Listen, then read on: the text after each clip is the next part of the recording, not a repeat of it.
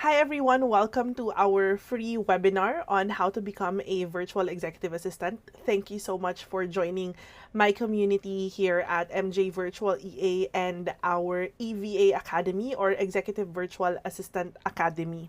So for today's video, we're going to talk about how to be a virtual executive assistant. So this is a free webinar or a free course that is made available to everyone who's interested in becoming a freelancer, a solopreneur, a remote worker, and of course, specifically in the niche of virtual executive assistants. So let's start our webinar. The title of our webinar is How to Be an Executive Virtual Assistant or a Virtual Executive Assistant.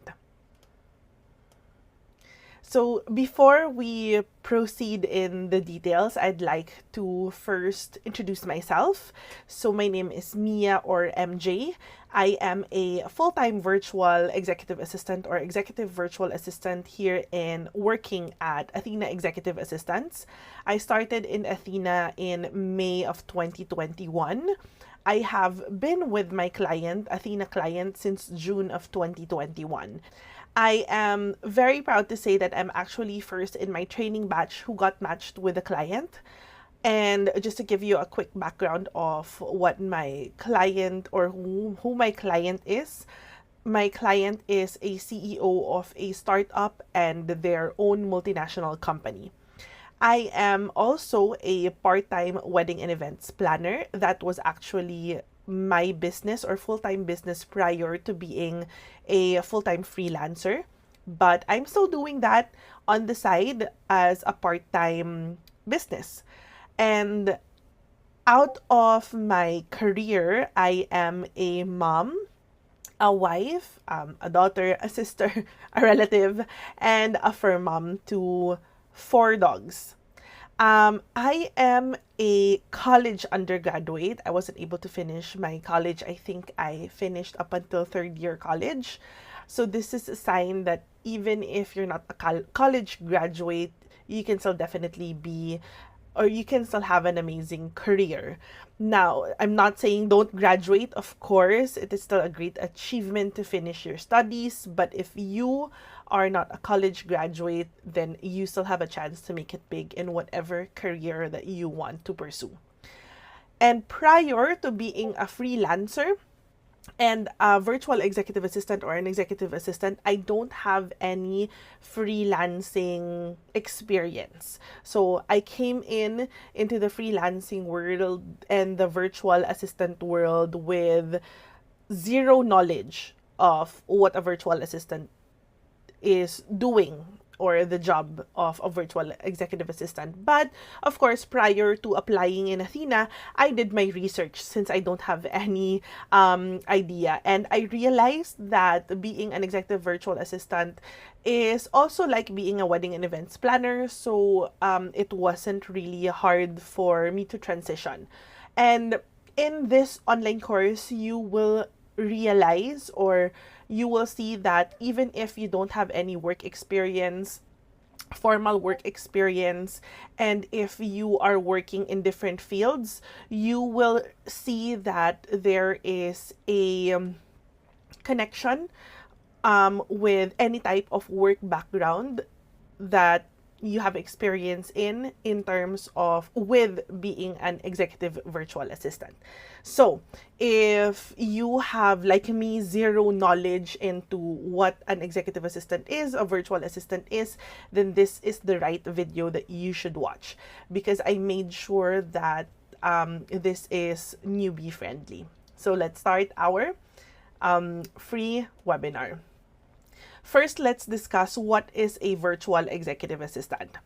So a virtual executive assistant or executive virtual assistant is a person who is employed or hired to assist a high-level manager, an executive director, a company owner, whether it be big or small business, to do personal and administrative tasks for that person. An EVA also prioritizes communication and planning of their executives' daily lives, personal and professional. Virtual EAs or EVAs are also responsible for a lot of different tasks that their client would need. We are actually considered a jack and Jill of all trades. So if we basically do a lot of things for our client, anything that our client would want us to do, we do those things. In the next few slides, you will see the different tasks that we will be doing for our client as EVAs. Now, the similarity of us EVAs are like admin assistants or personal assistants in other companies or corporations. But the difference is that we're just doing everything virtually and our clients are overseas. Next, what is the difference between a virtual executive assistant and a virtual assistant? You would ask, is there really a difference between your virtual assistant and your executive virtual assistant? And I would definitely say yes. Let's proceed with virtual assistant first. Virtual assistants focuses on a niche specific type of tasks. These are your Amazon VA, e-commerce VAs, your accounting VAs, your healthcare VAs. So they have specific niches that they specialize on. And most of the time, virtual assistants, their clients will provide them with a list of tasks that they will do on a day-to-day basis. The advantage of virtual assistant is that they can have multiple clients since they have specific tasks that they do for their clients. They, as soon as they're finished with the task wherein they can finish it maybe in 4 hours or 2 hours, they can proceed to the next client and finish their tasks with that next client because they are niche specific.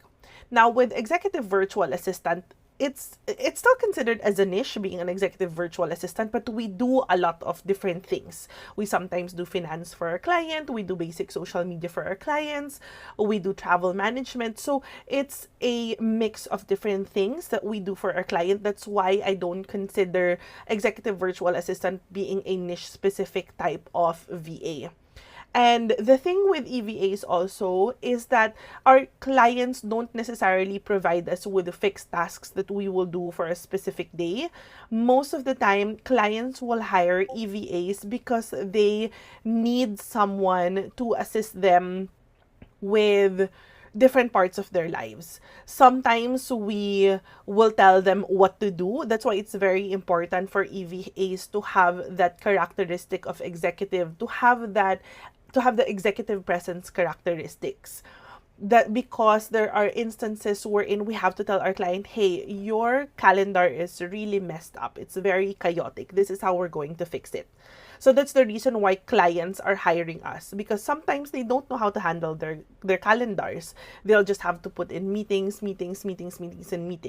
So they will hire an executive virtual assistant to tell them, okay, we're going to fix your calendar like this, and then we will be the one to guard their calendar. So something like that. You'll find out more about it in the next few slides.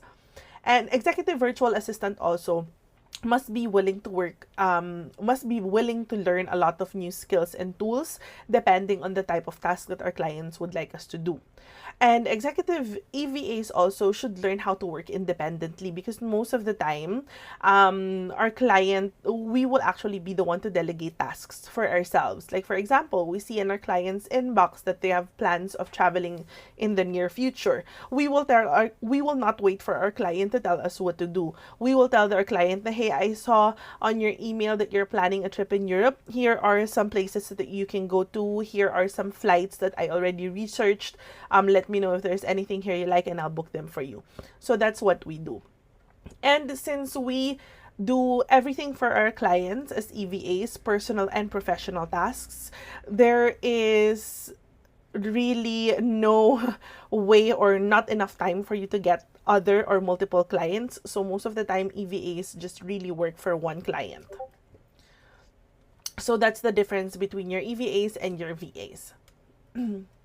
Now, the next few slides, we will be discussing, like I mentioned, what is an EVA, the skills that we need to learn, tools that we need to learn, characteristics that we need to have, how to create your online profile, and how to book your clients if you're looking for direct clients online. So first, on our module, or the first module on this webinar, is the skills that you need to learn as a virtual executive assistant. First thing that you need to learn is a very important skill, which is inbox management. So what's inbox management? This is when your client provides you with access to their email inbox. You have full access of their inbox, and you are going to do different tasks for inbox management. Now, the most important one is doing your daily inbox sweep. Now, it just specifically means that you're going to check their inbox and see if there are items that you need to put in archive, there are items that you need to delete, and there are items that you need to inform your client that they need to read this, or items that your client needs to respond to. So inbox sweep just means that you don't have to zero out, because the next one is reaching inbox zero, wherein everything should be unread. It's not necessarily like that. It doesn't mean that everything should be unread. It just means that you will keep items unread, because those are the items that needs your client's attention. So that's it. That's what we mean by reaching inbox zero and your daily inbox sweep. Next would be creating email drafts. So if you already see, or if your client already told you or taught you how to reply on their behalf, or create just drafts that your client will use to reply to emails, then you're going to create those things, or those email drafts or email draft replies on behalf of your client. Sometimes also, when you're already in that relationship with your client, you have built your trust, then your client will allow you to reply on their behalf using their own inbox and pretending that they are the ones replying to that email. Next, also for inbox management, is you're going to use it as a source of your task repository, meaning you will definitely see a lot of tasks that you can delegate yourself without waiting for your client to tell you what to do, which is why it's very important that at the beginning, or in the few months, you should already build your trust with your client so that they can provide you access to their inbox. Next is, what's very important in inbox management is, of course, you have to learn how to use the different email features, specifically for Gmail, since that's the most common email that any client uses. Other clients would also use Microsoft Outlook as their email, and some very few uses Superhuman as their email. So you just have to familiarize yourself with first Gmail, and then maybe try a little bit of Outlook. Now, Superhuman, it's a paid version, so if you get a client who is using Superhuman, you can definitely look up tutorials in YouTube. The next skill that you need to learn is calendar management. This is also very important because most of our clients' life, or our clients' life, actually revolves around their calendar, especially if they're very busy people. So the things that you need to learn on calendar management is how to create events or meeting events for your client, how to invite people on that event, how to make sure that the time slots are correct, how to attach documents on events, calendar events. So all of those things you need to learn, and that is included in the features of Google Calendar, so specifically Google Calendar. Next would be inputting flight details. Now, you know how in the States, even if they just travel within the States, the time zones differ. So you have to make sure that you know how to input flight details with different time zones of arrival or different time zones of departure. Next is inputting restaurant reservations. You have to make sure that you're familiar on how to input restaurant reservations in your client's calendar.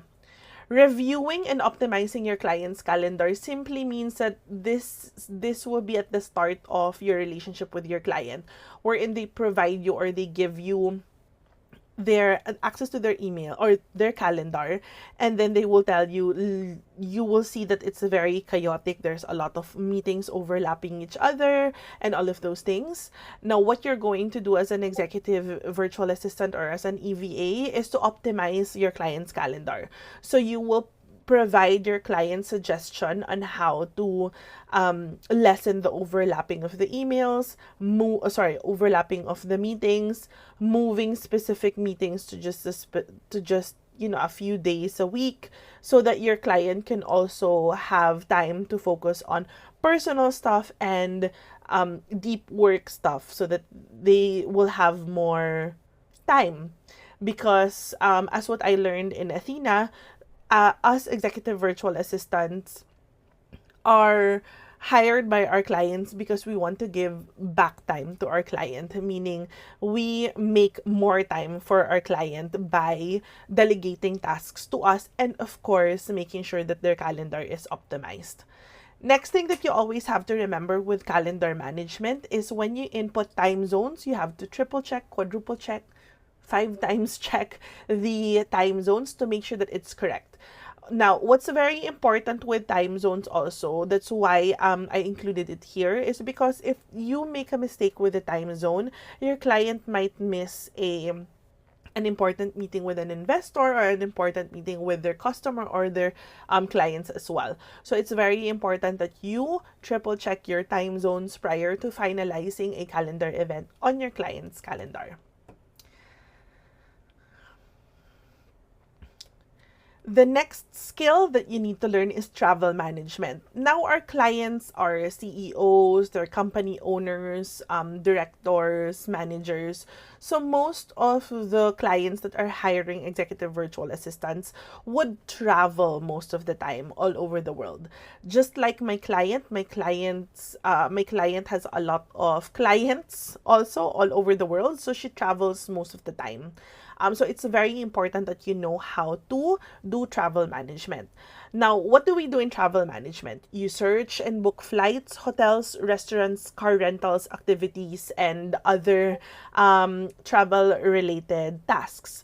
So you need to learn how to search for flights, what their favorite airline is. You need to make sure that you learn how to search hotels, when is the cheapest day to book a hotel, or all of those things. Same goes for restaurants. You have to familiarize yourself with your clients' preferences in terms of what they want to eat, where they want to stay, and all of those things.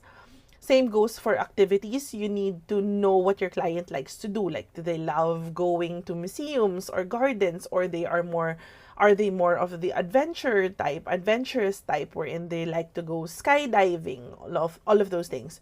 So you need to familiarize yourself and get to know your client on a personal level when it comes to travel management.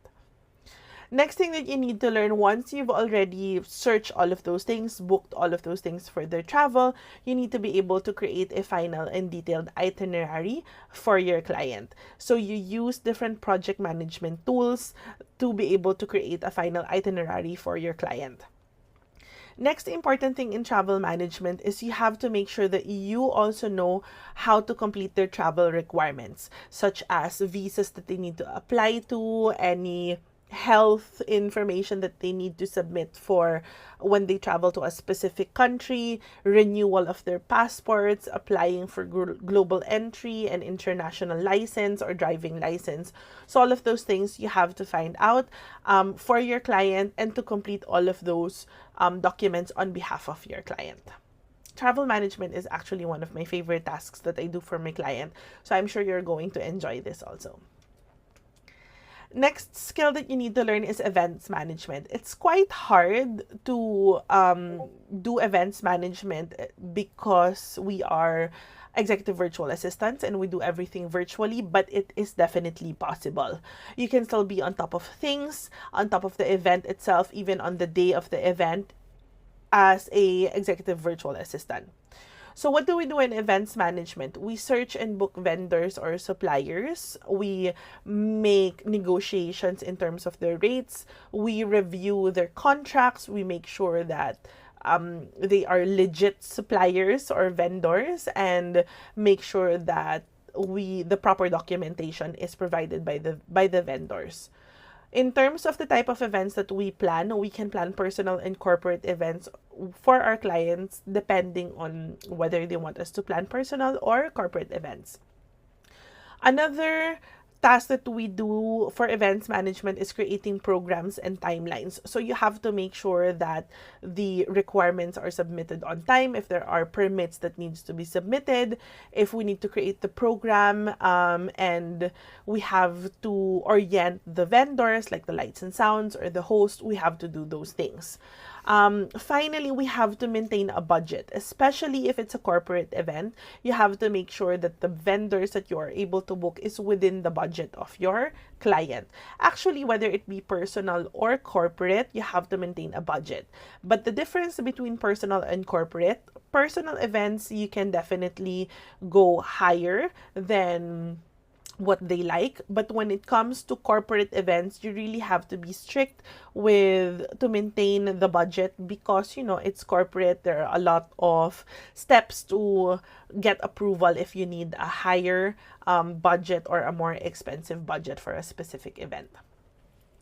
Next skill that we need to learn is household management. Now, household management is mostly on the personal tasks that we do for our clients. So this is us searching and booking service providers such as doctors, fitness instructors, electricians,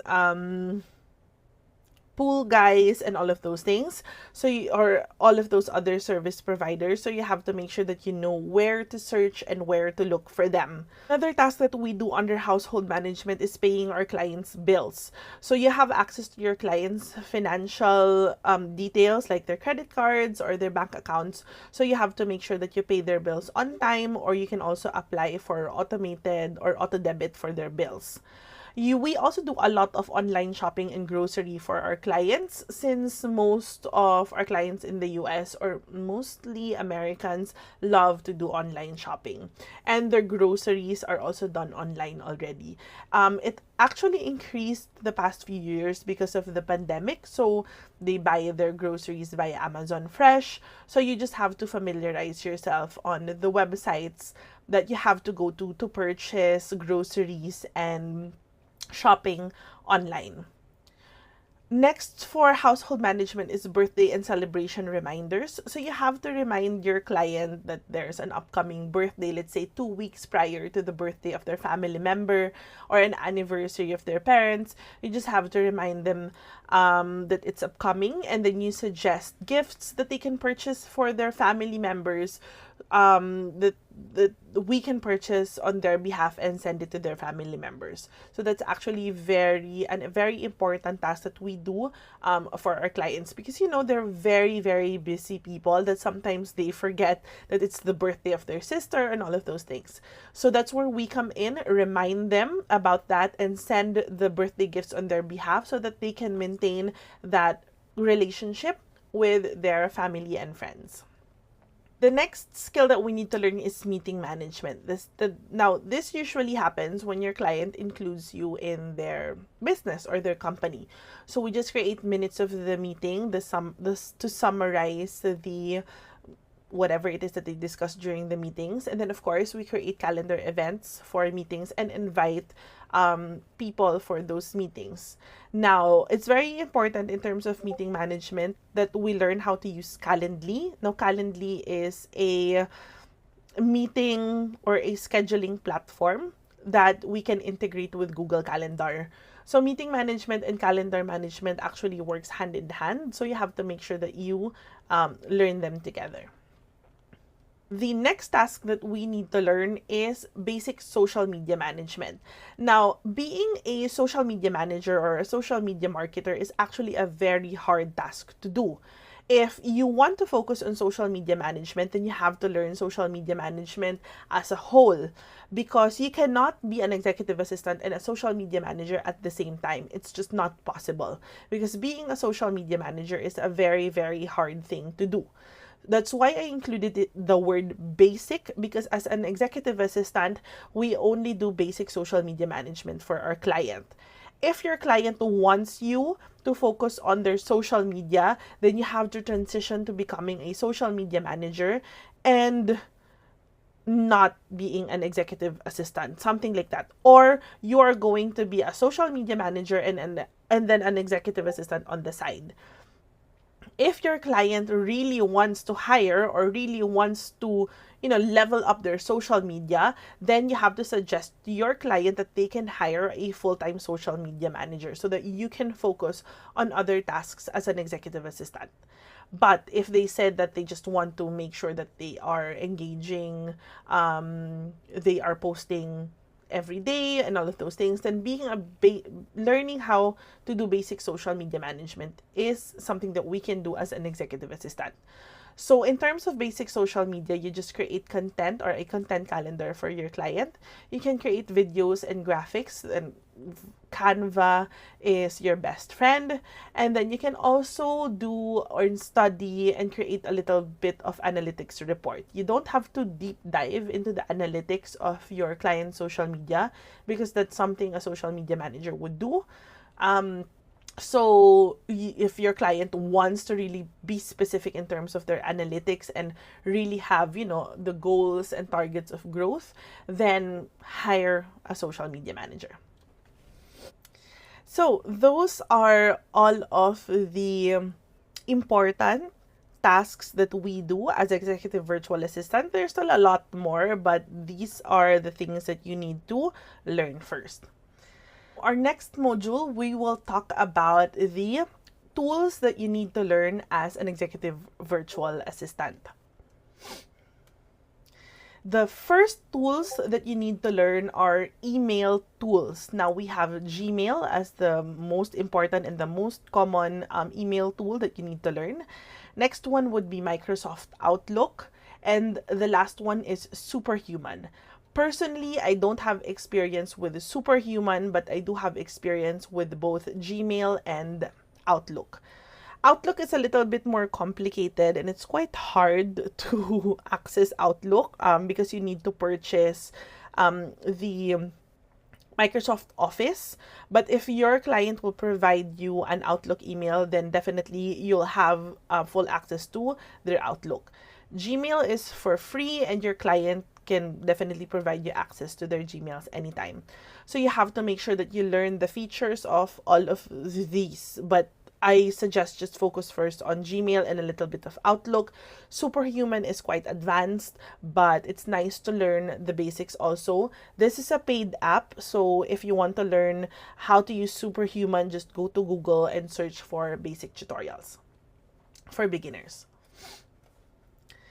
Now, the email features that you need to learn,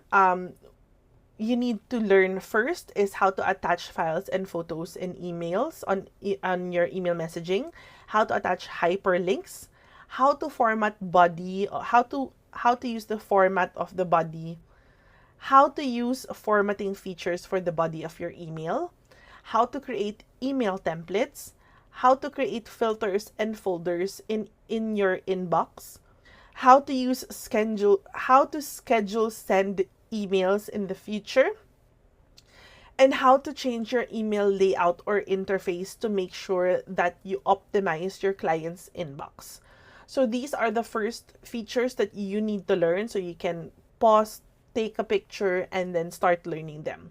You can focus on learning them via Gmail because it's quite similar, or the features is quite similar in Microsoft Outlook. So since Gmail is the most common email that we use, then Gmail is your best friend, and of course, it's for free. The next tools that you need to learn is calendar tools. Now, you have your Google Calendar, which is the most common calendar tool that we use, and then you have Calendly. Calendly is not a calendar itself, but it's a scheduling tool that you integrate with your Google Calendar. Now, I included Google Maps in Google Calendar because Google Maps will tell you traffic forecasts, or will provide you with traffic forecasts that you can use to make sure that whenever your client needs to travel, you will also be able to input their travel time or what time they need to leave to be able to arrive in the destination on time. Now, the calendar features that you need to learn is changing and setting time zones in your calendar. That's very important. That should be on the top of your list. Next is to create meetings and invite people to those meetings. So you have to learn how to do that. Integrate Calendly and Google Maps to your Google Calendar is also very important skill or feature that you need to learn. Next is automate meeting and invites. You need to be able to learn how to do this in Google Calendar. And integrate Zoom and Google Meet in your calendar events so that you can automatically add Google Meet rooms and Zoom rooms in your calendar events. The next tools that you need to learn are project management tools. There are actually a lot of different project management tools. It's actually it depends on what your client is already using, and what is useful in terms of how your client wants to use it. Now, I'm very familiar with Notion. I am using this all the time. Me and my client use Notion for project management. I am learning Asana right now. I only know the basics, but I'm trying to learn Asana in terms of project management. Trello is something that I used before for my weddings and events. It's just very basic. Next would be, now these two are very advanced project management tools, but they're very, very, very powerful. So you have ClickUp and Airtable. I'm trying to learn them both currently, but I'm focused more on Airtable, especially when it comes to social media management. So these are the things that you need to learn. Now, you use project management features to be able to create and automate processes for your clients' specific department. It's a marketing or HR or finance department. And it's also very important to know how to use it in terms of team collaboration and how to streamline your specific tasks. So these are the features that you need to learn when it comes to project management tools. Next tools that you need to learn is how to use Google Drive. Prior to this, what's very famous is Microsoft Word, Excel, and PowerPoint. But since we are doing everything virtually, it's very important to veer away from your Microsoft Excel and focus more on Google Sheets, Docs, and Slides. These are the counterparts of your Excel, that's Google Sheets, your Word, that's Google Docs, and your PowerPoint is Google Slides. Now, learn these things because these are all cloud-based tools, and you can share it to your client or to anyone that you're working with, and all the edits are live. And of course, it won't eat up space in your computer. So Google Drive features that you need to learn is how to share files, how to attach Google Drive files to your email, and how to create database documents and presentations, and then survey forms in your Google Drive features. So if you know how to use Microsoft Word and PowerPoint, it's just all the same. Other tools that you need to learn, we have Google Forms that you will find in Google Drive also. Monday.com is actually also another project management tool that you might want to check out. And LastPass is a very important tool in terms of password sharing. So your client can share their credit card information embedded in LastPass. So you just have to learn how to use it and how to share your logins to your clients. So those are the tools, or the basic tools, or the first tools that you need to learn that you will definitely be using almost every day when you are an executive virtual assistant. If there are other client-specific tools that your client wants to learn, then your best friend is YouTube, unless your client provides a video tutorial for that specific tool that they want you to use. Next thing that you need to learn is the characteristics of an executive virtual assistant. Now, why are we learning this, or why did I include this in our webinar? Because learning the skills and the tools is not enough to be a successful executive virtual assistant. You have specific characteristics or competencies that you need to learn, and you need to find out and, of course, show to your client to be able to succeed as an executive virtual assistant. Let's start off with being detail-oriented. Now, I am the type of person, I am very, very forgetful. So making sure that I am able to write down everything and I don't miss anything. I make sure to write to write down everything. I have notes, I have calendars, so I make sure that I'm reminded of all the things that I need to do for the day. So you have to make sure that you're detail oriented. How can you be detail oriented? Make sure that whenever you do tasks, no matter how familiar you are with that specific task, you always take your time and never be in a rush. Read everything, read all of the details. If you have to read the terms and conditions from number 1 up until number 105, then read all of the terms and conditions and don't be in a rush. Now, next is you need to triple check everything, not just double check, but triple check or quadruple check or even more. Check it 10 times prior to sending or saving it, especially when it comes to your client's calendar. Next is you have to fact check things. Now, Google or the internet is a very big place and there are a lot of fake news. So, for example, your client is traveling. You want to make sure that this country is no longer requiring tourists to provide an RT-PCR test. So, it's not enough to just check, let's say, CNN.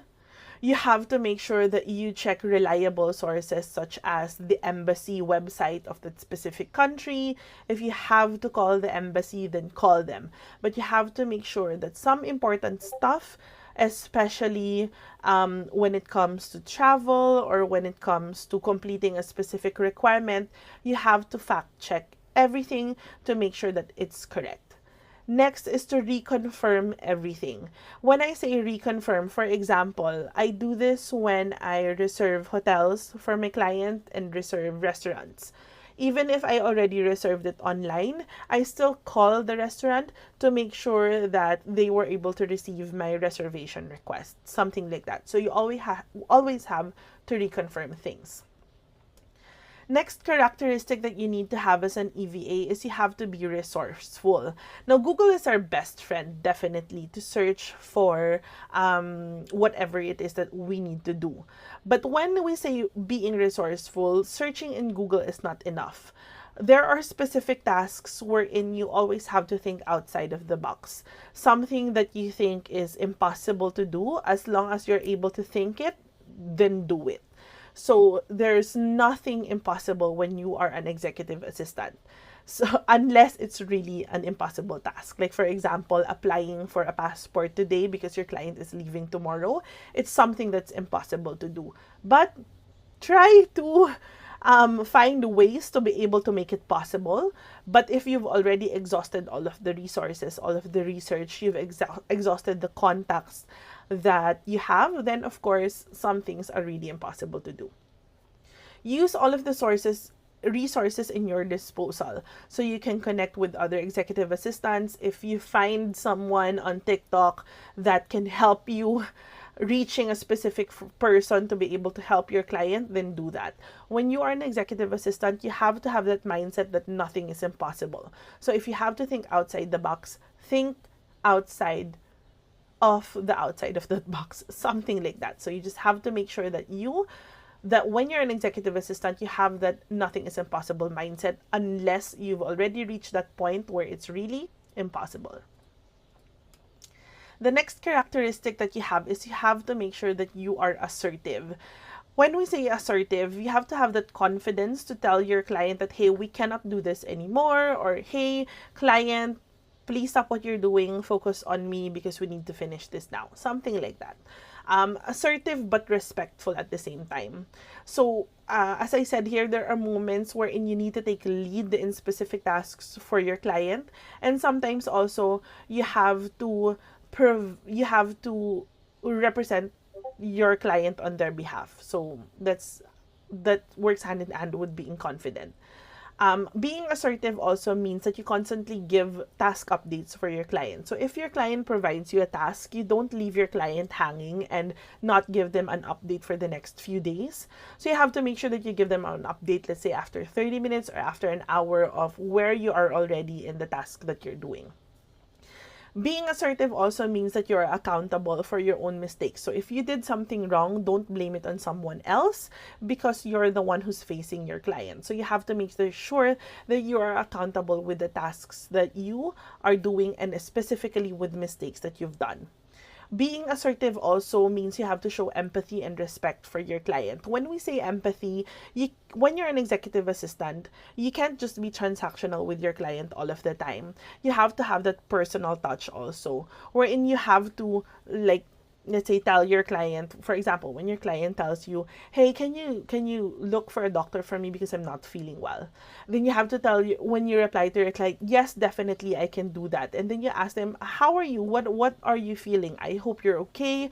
I can definitely help you in this one to make sure that you feel better in the future. So you can't just be transactional and tell them that, yeah, sure, definitely I'll do that, and then that's it. No, you have to empathize and make sure that you have the personal touch with your client. So that's being assertive. The next characteristic that you need to learn is to be dependable. When we say dependable, it just means that you take ownership of the things that your client are asking you to do. You are not afraid to learn new skills and provide a better output for your client. So this, when you say dependable, for example, your client tells you that, hey, I want you to learn, like, specific example. My client told me that, hey, I want to teach my team or my marketing team how to use Asana. Can you teach them? And I'll definitely say, yeah, definitely. But I don't know how to use Asana. So what I do is I learned how to use it. I told my client, can you give me enough time to be able to learn the basics and create a module for your team? And then we can start the training.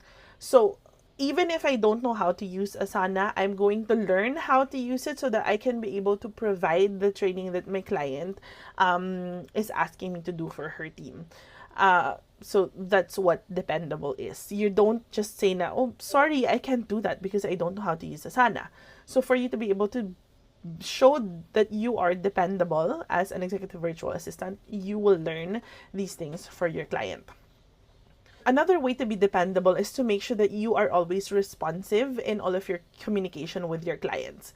If they tell you something, hey Mia, can you do this, like that, you have to make sure that within 30 minutes or 10 minutes, you're able to reply and tell them, yep, definitely, this is received, this is noted, give me an hour and I'll provide you with an output. That's how we become dependable executive virtual assistants. The next, or the last one on our list in terms of the characteristics that you need to have as an EVA is to be proactive. When we say proactive, this just means that we can work independently with minimal to no supervision at all.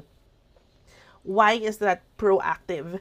It just means that our client doesn't have to micromanage us. So we can tell our client that, hey, yeah, I can do that, I can handle that. Or you can tell your client that, hey, I see you want to do this next week. Let me get that and I'll definitely do that for you.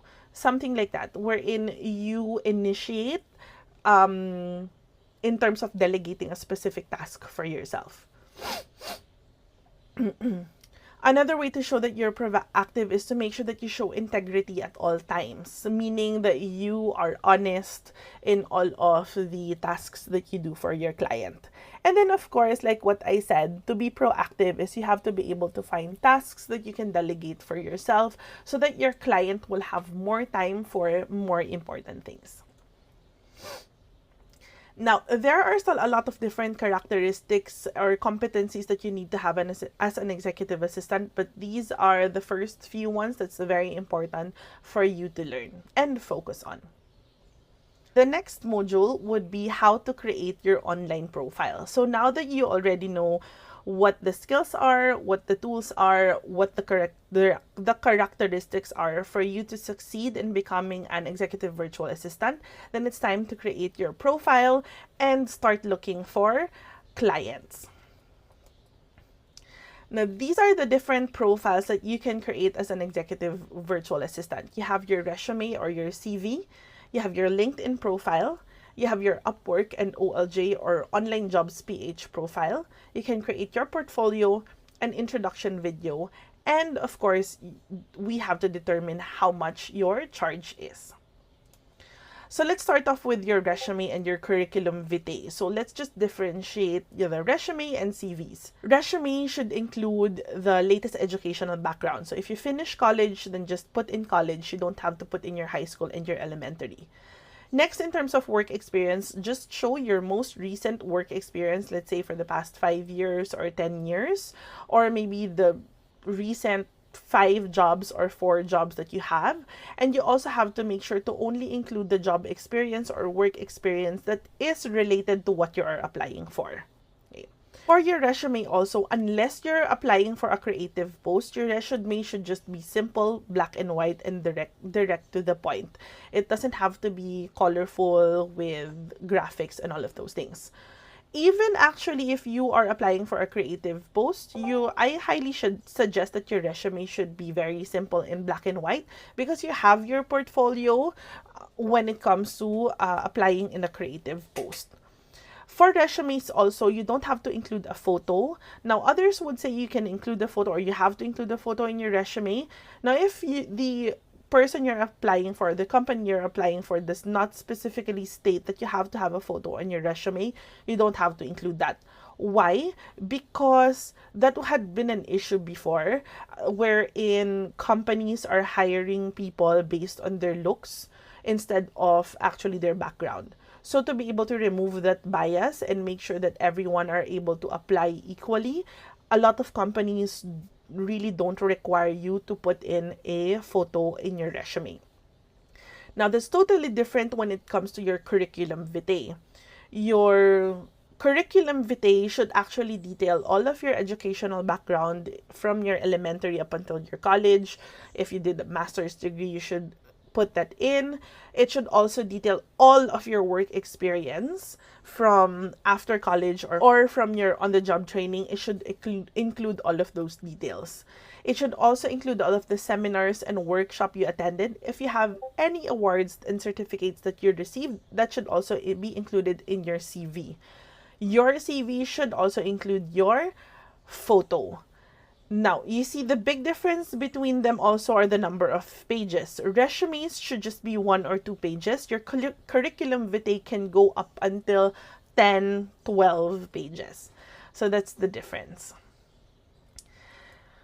Next profiles that you should create is Upwork and Online Jobs PH. Now, Upwork is a job search platform for creatives and freelancers.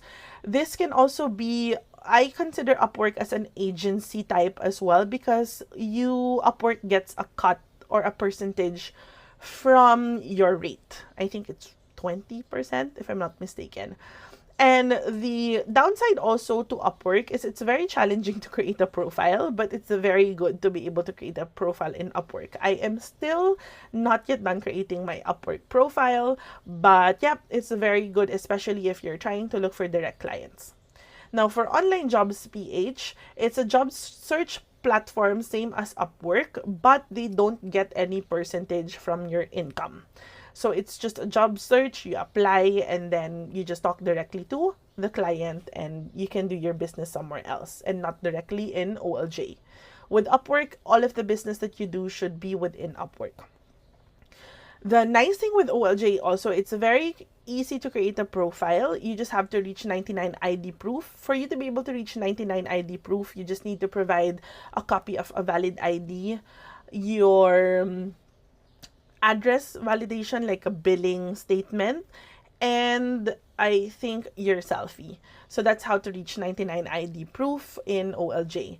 Now, the downside just right now in OLJ is it's very hard to look for direct clients, because most of the agencies in the Philippines are also posting job posts in OLJ. Pretending, well, not pretending, but looks like that, pretending to be direct clients. Next profile that you need to focus on, now this is very important, especially if you're looking to be an executive virtual assistant and looking for direct clients then you should have a LinkedIn profile. LinkedIn is actually already considered as a social media platform, just like your Facebook or your Instagram, but it's focused more on career and professional achievements.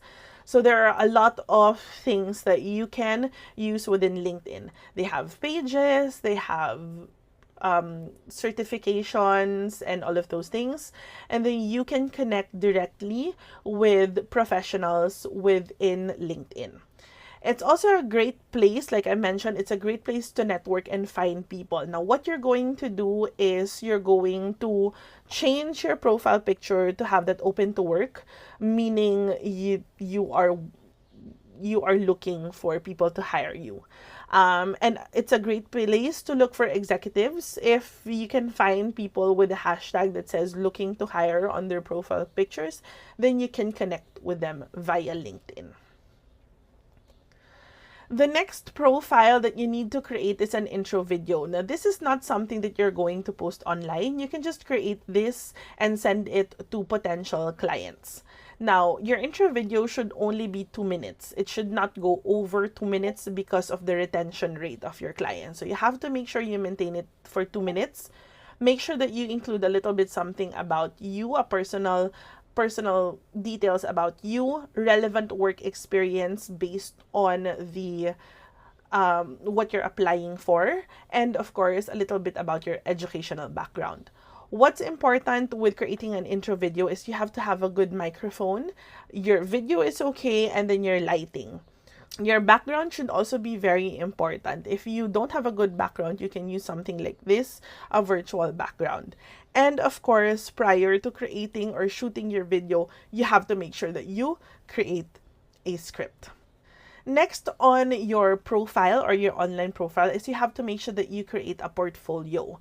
Now, if you are not if you are not under the creatives field, then your portfolio can be just very, very simple. It can just detail a little bit something about you, the administrative skills that you know how to do, tools that you know how to use, and maybe a little bit of work experience, your rates, and then that's it. That's actually how my portfolio looks like, especially when I'm just applying as an executive virtual assistant. But if you're a social media manager, a graphic designer, or a website designer, then your profile can be very, very creative and should focus on the things that you already do, designs that you already created. Now, you can use the information in your resume as the information that you will put on your portfolio. Your portfolio can also be in PDF format that you can send to your clients, or it can also be a website format. It's actually very easy to create both in Canva. So you can create a PDF format portfolio that you can also launch as a website just by using Canva. Now that you already have the different type of portfolios, the next thing that you need to be able to identify is how much is your rate. So what is your service fee? Okay. Now, if you're just starting as an executive virtual assistant, you can charge for $5 per hour. And if it's not per hour, you can charge a monthly rate of $800 per month. We also have project-based, like for example, he'll just hire you for, let's say, just to fix their calendar. You can have a fixed rate of $800 per project. So that's something that you can look into, especially if you're just starting.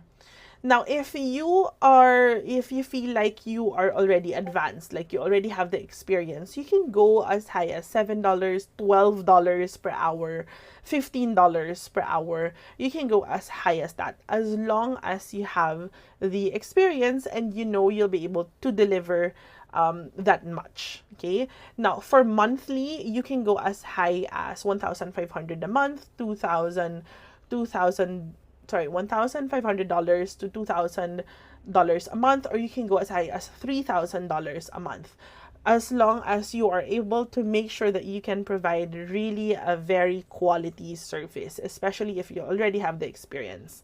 Now, just to give you a background, in the US, some EVAs, especially Americans, they go as high as $25 as their starting, and then can go as high as $30 to $45 per hour. So if you have that, those are virtual executive assistants, and they are US based virtual executive assistants. So we can definitely compete with them because we are very good virtual executive assistants as well. So if you feel like you have that enough experience already, you can go as high as $35, $45 per hour. Now that you already have your service fee, you already know how much you're going to charge, it's time to look for our clients. But before you start sending out your portfolios or your resumes to potential clients, let's try to familiarize ourselves. Who are the clients you can look for or you can approach as an executive virtual assistant?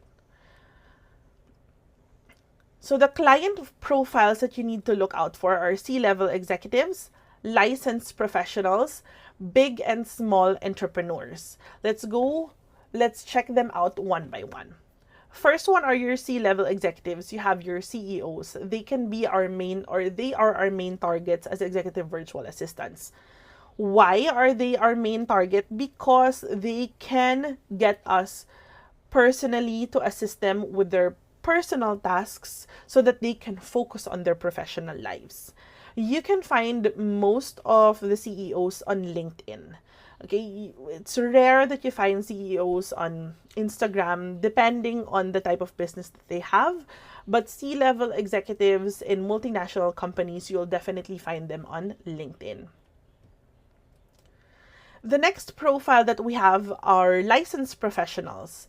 So when we say licensed professionals, these are doctors, lawyers, architects, anyone who went through an exam to get a license number, like, a law exam or something like that. Then I just keep forgetting the term. I think I'm quite hungry, so I'm forgetting some terms. But yeah, these are what we consider licensed. They are what we consider licensed professionals. So you have your doctors. So doctors actually usually have assistants in their clinic, but they would definitely need help with their personal lives. So we can attract, or we can get doctors to hire us as executive assistants because we can help them with their household, their travels, fix their inbox, those things. We can provide our service by reminding them on birthdays, helping them in purchasing gifts. So those are the things that we can focus on, or the skills that we can highlight when we are trying to attract doctors.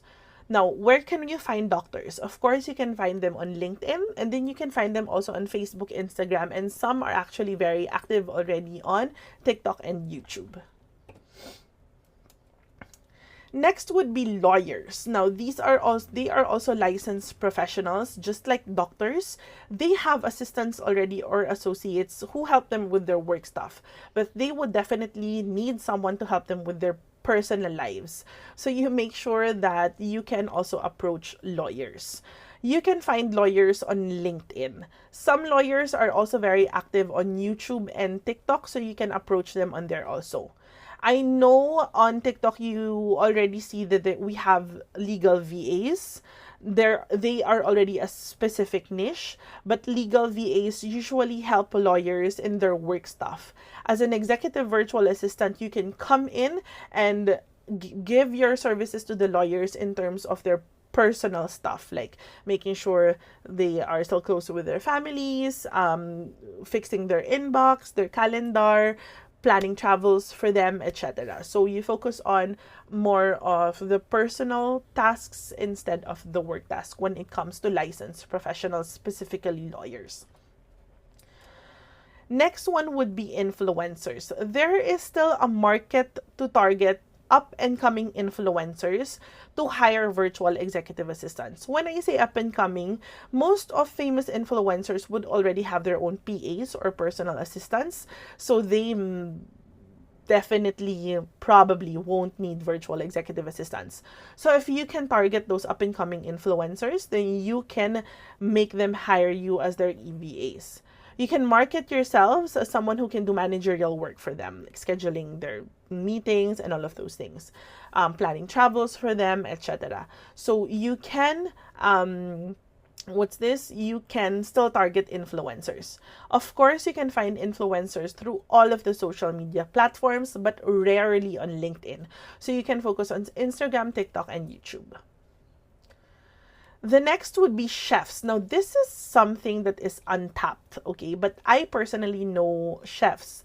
I have friends who are chefs in the US.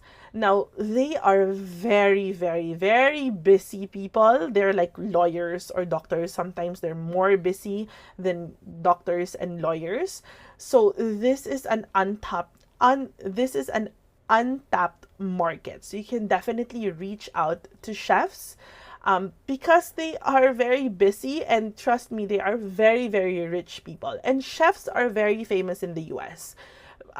There is a lot of professional chefs in the US that you can market or you can tap into. You can offer your expertise in calendar, inbox, household, travel, actually everything that we do as an executive virtual assistant, we can offer to chefs. You can find chefs on Instagram, LinkedIn, TikTok, possibly on YouTube. They are actually all over social media already, so you can definitely reach out to them on all of the social media platforms.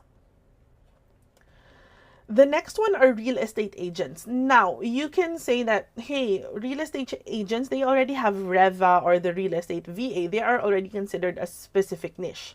But you have to understand, real estate virtual assistant focuses on the job or the business side of things, like fixing their documents and all of those things. When we say we reach out to real estate agents, we can offer our services to them in terms of their personal lives and not professional. We can do a little bit of professional, but it's quite hard. Real estate VAs or the real estate VA niche is very detail oriented. It's really different, especially when we talk about documents and contracts. So let's leave that to the real estate VAs. But we can approach or get real estate agents as our clients so that we sell in terms of, or we highlight the inbox management, calendar management, travel management, household management on their personal side of things so that they can focus on their professional lives, all of those. That's how we can approach real estate agents. Now, where to find real estate agents? You can get them on LinkedIn, Instagram, Facebook, and YouTube. They are actually all over the social media already. And they are also starting to have a big following on TikTok. Last one on our list is our small business owners. Now, small business owners is a huge pool of professionals. This is a really big market that we can tap into. We can choose like niche specific business owners. Like we have wedding and events planners, photographers, florists, plumbers, electricians, locksmith, hair and makeup artists, restaurant owners. So they are small business owners that we can get to hire us as an executive virtual assistant so they can focus on their personal or their professional lives depending on what type of service they would need. You just have to really learn how to sell yourself as an executive virtual assistant. So for example, like me, if I plan to look for a direct client, I would definitely tap into the wedding and events planner or any small business owner in the wedding and events industry because that's my background. So I can definitely help them with their business processes, their all of those things because I already know how to do weddings and events. So if you are someone who is a cook, okay, but it's very hard to be a professional chef here in the Philippines and you want to dive into being an executive virtual assistant, then you can go to your niche specific industry or an industry specific type of client. You can go to restaurant owners, chefs, all of those things. If you are in the medical background, let's say you're a nurse, then you can go approach doctors, dentists, and that type of industry. Now, where to find small business owners? You can actually find them on Yelp. There are a lot of small business owners under Yelp. You can also find them on LinkedIn, and some of them you can search via any type of social media. But small business owners will definitely be very active on Instagram and TikTok. Now that you already know who your target market is as executive virtual assistant, let's try to see where you will find these clients. Like I mentioned, you will definitely find them. Some would be on Upwork and OLJ. Some you can apply via an agency if you are having a hard time looking for direct clients. And most of them, if you really want to look for direct clients and not go through Upwork, OLJ, or an agency, then you can find them on all of the different social media platforms that we have and what I just discussed. Now that you know where to find your clients, you know who they are, I'd like to show you the roadmap when it comes to getting or booking your clients. So these are the steps that you need to take when looking for a client. So first one is when you already have like a list of potential clients, then you will start to send your portfolio or your resume to them. Once, for example, they said that, hey, yes, I'm interested, then the next thing that you will do is to book a discovery call, or you'll schedule a discovery call. When you're done with the discovery call, you already know what their pain points are, why they need you. Then the next thing that you will do after the discovery call is to send your proposal. Your proposal should already include like details of what you're going to do for your client, and then you should also have there your rate. Okay, your proposal should also already include your terms and conditions so that your client already knows what your processes are, when your specific deadlines are, all of those things. Once your client says, yeah, okay, I'm good with our proposal, then the next thing that you're going to do is you're going to book or schedule an onboarding call. Onboarding call would include your client giving you access to their inbox, their calendar, and all of those things. Once you're done with your onboarding call, then you will send your client an invoice, especially if your payment terms would detail that they have to provide you with a down payment first prior to you starting, then you send your invoice. But if your payment term is, let's say, at the end of the month or every 15 days, then sending an invoice is something that you can cut off in this roadmap. Once you're done with all of that, as long as you're done with your onboarding call, then you can already start working for your client based on your start date in your contract. Now, your proposal can already stand as your contract, but if you want to send a brand new contract different from the proposal that you already sent, then you can send that also after your onboarding call. We have actually reached the end of our free webinar.